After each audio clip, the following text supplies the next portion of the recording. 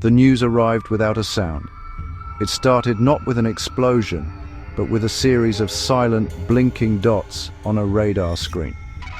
On the morning of October 19th, 2025, deep within the North American Aerospace Defense Command facility at CFB North Bay, analysts watched a ghost appear.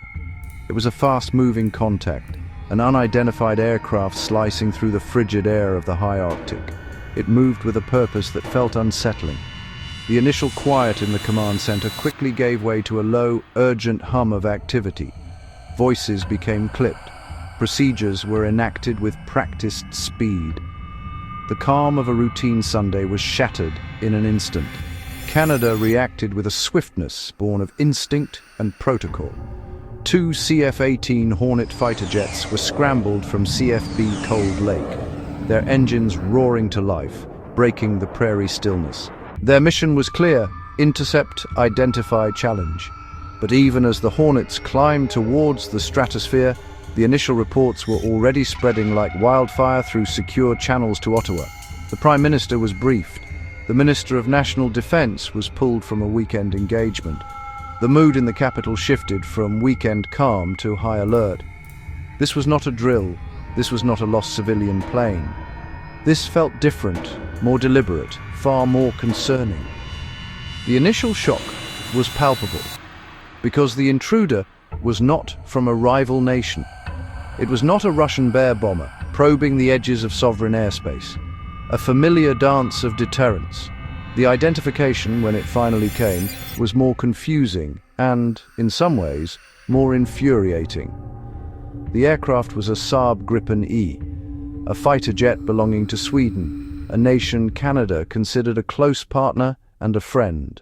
The incident unfolded over the Beaufort Sea, a desolate and strategically vital stretch of the Arctic Ocean. At precisely 08:43 Mountain Time, the Gripen E departed from a temporary forward operating base in Greenland, a detail that would only surface hours later in intelligence reports. The jet was known for its advanced electronic warfare suite, low radar cross-section. It flew a carefully planned, low-altitude route. It hugged the contours of the sea ice, using a technique designed to minimize detection by long-range radar systems. This was not a simple flyby. It was a demonstration of stealthy insertion, a tactic honed for penetrating contested airspace without warning. The flight was a masterclass in calculated audacity. The Gripen's path was what triggered the alarm. It flew directly through the Canadian Air Defence Identification Zone, a buffer of international airspace that Canada monitors to give itself reaction time against potential threats. While entering the ADZs is not strictly illegal, international protocol dictates that all aircraft identify themselves and file their flight plans. The Swedish jet did neither. It remained electronically silent, refusing to respond to hails. It then veered perilously close to a known Canadian submarine patrol route, a highly sensitive area. The move was too precise to be a navigational error. It was a deliberate, pointed gesture. Canadian forces learned of the intrusion through their network of Northern Warning System radars, a chain of sensors stretching across the Arctic. The system flagged the fast-moving, low-flying target, but its signature was faint, a whisper on the screen. It took precious minutes for analysts to confirm it was a high-performance military aircraft, and not a sensor ghost or atmospheric anomaly. By the time the CF-18s were airborne and racing north, the Gripen had already completed its run. It lingered just long enough to be visually identified by the Canadian pilots before turning back towards Greenland, its mission apparently complete. The entire event lasted less than an hour, but its impact would resonate for much longer. The Gripen itself is a key part of this story. It is a lightweight, single-engine, multi-role fighter, lauded for its agility and cost-effectiveness. Sweden markets it aggressively as a smart fighter, an alternative to the larger, more expensive jets built by American firms.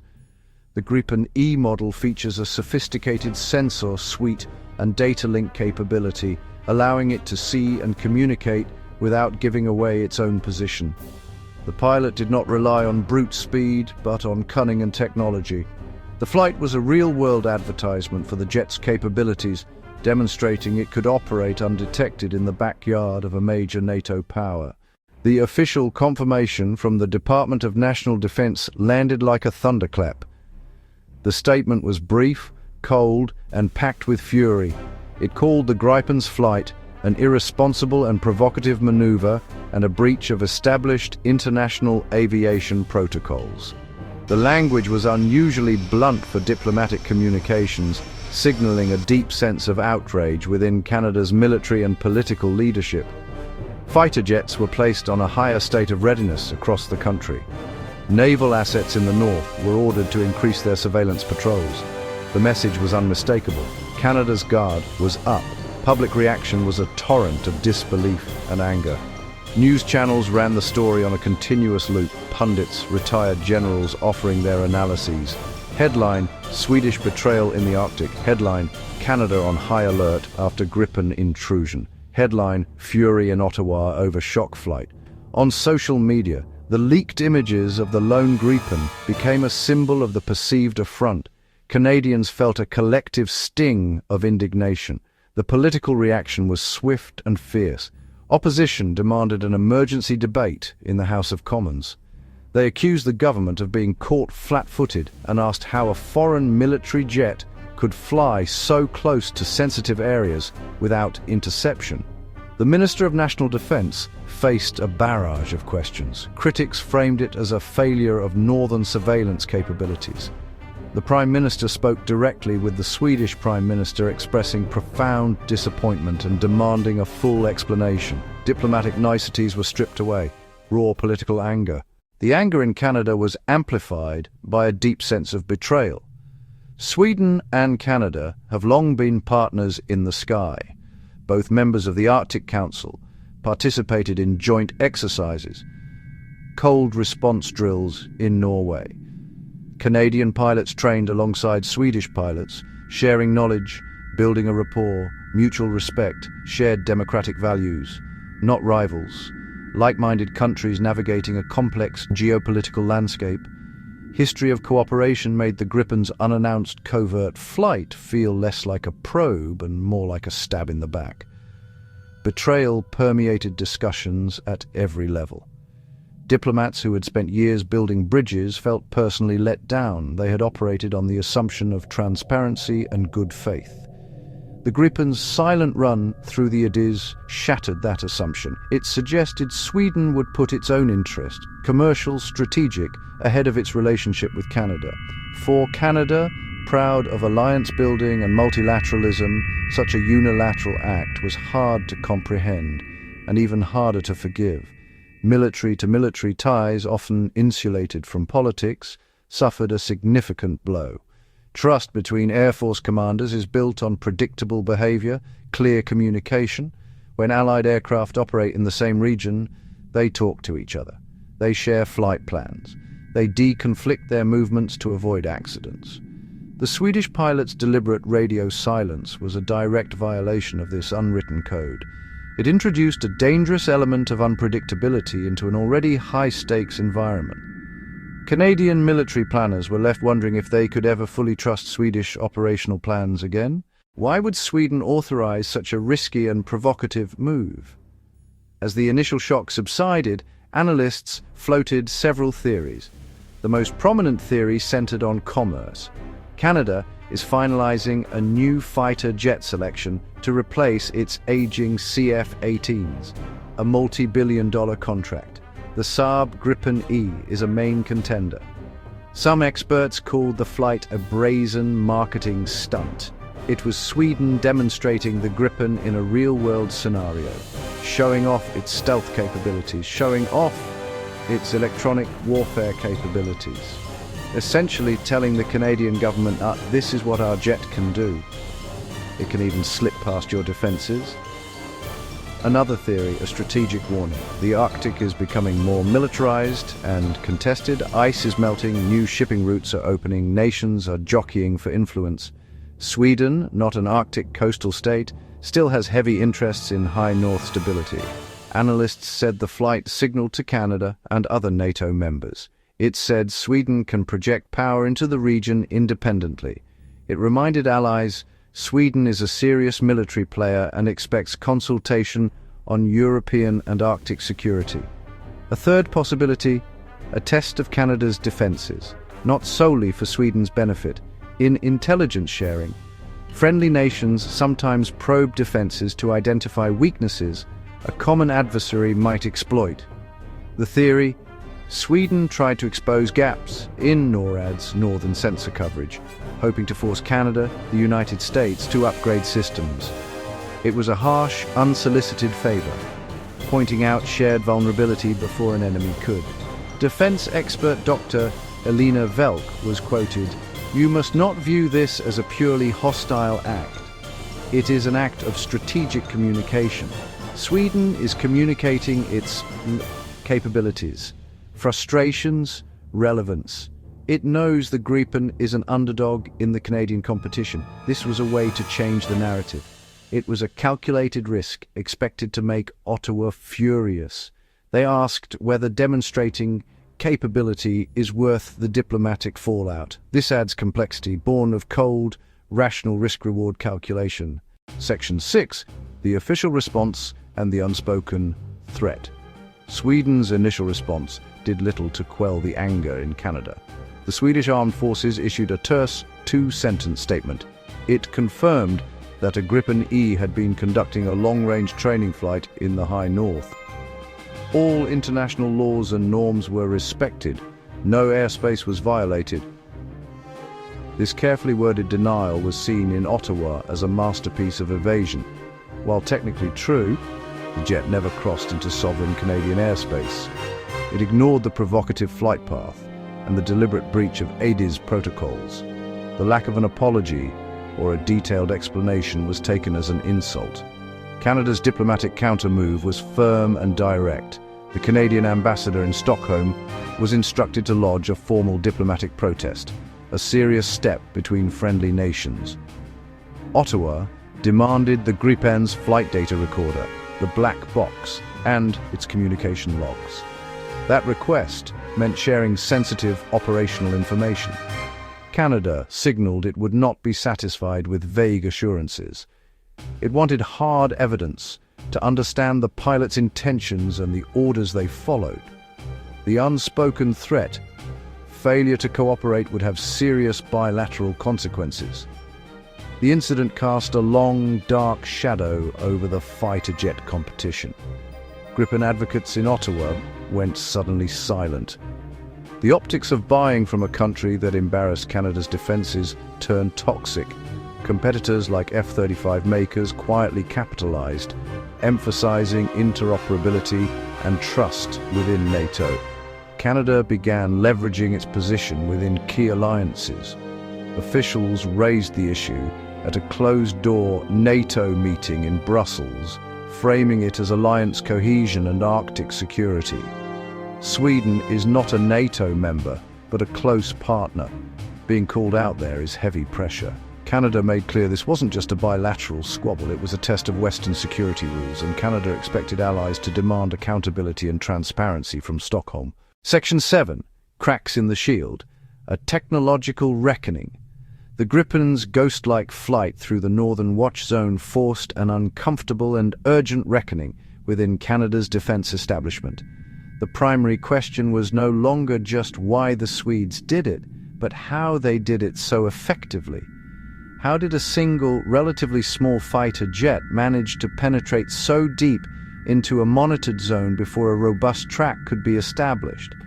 This question exposed potential cracks in Canada's multi-layered northern shield. It suggested that the aging northern warning system, a product of the Cold War, might be ill-equipped to detect modern, stealthier threats that fly low and fast. Military engineers and technicians immediately began a forensic audit of the sensor data from the incident. They reviewed the raw returns from every radar station that should have seen the Gripen.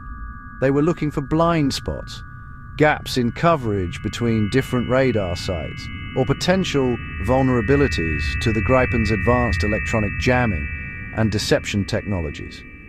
The flight path was analyzed meter by meter, to see if the pilot had exploited specific geographic features like canyons or coastal inlets. The incident was no longer just a diplomatic crisis. It had become a live fire test of a multi-billion-dollar defense network, and the initial results were unsettling. The event sparked an immediate and intense debate about the pace of modernizing NORAD. They had argued for new over-the-horizon radars, space-based sensors, and artificial intelligence systems to sift through data more quickly. The Gripen incident provided a powerful real-world argument for accelerating these investments. Section 8. Allies in the balance. The shockwaves from the Gripen incident rippled outwards, placing other nations in an awkward position. Canada's closest allies, particularly the United States, the United Kingdom, watched the unfolding dispute with concern. On one hand, they had a treaty obligation, NATO, the Five Eyes intelligence alliance. They could not be seen to tolerate a deliberate provocation against a key member. On the other hand, Sweden was a crucial partner in Northern Europe, a bulwark against Russian ambitions in the Baltic Sea region. No one wanted to see a permanent rift between two important Western democracies. The United States, as the co-manager of NORAD, was particularly invested in the outcome. The Gripen had not only embarrassed Canada, it had exposed a vulnerability in the shared defense of the North American continent. The Pentagon issued a quiet but firm statement of support for Canada, emphasizing the importance of transparency and predictability in all military operations in the Arctic. Behind the scenes, American diplomats began working as intermediaries, urging restraint in both Ottawa and Stockholm. They pushed for a de-escalation of the public rhetoric and a move towards a private, technical dialogue. Other European nations walked a fine line. Countries that operate the Gripen, countries considering buying it, were in a particularly delicate position. They were reluctant to condemn Sweden, their defense supplier, but they also could not condone an act that undermined the established rules of the road for military aviation. Most governments opted for silence, hoping the dispute would be resolved quickly and quietly. The incident served as a cautionary tale for them, a reminder that even among friends, military power can be used to send sharp and unwelcome messages.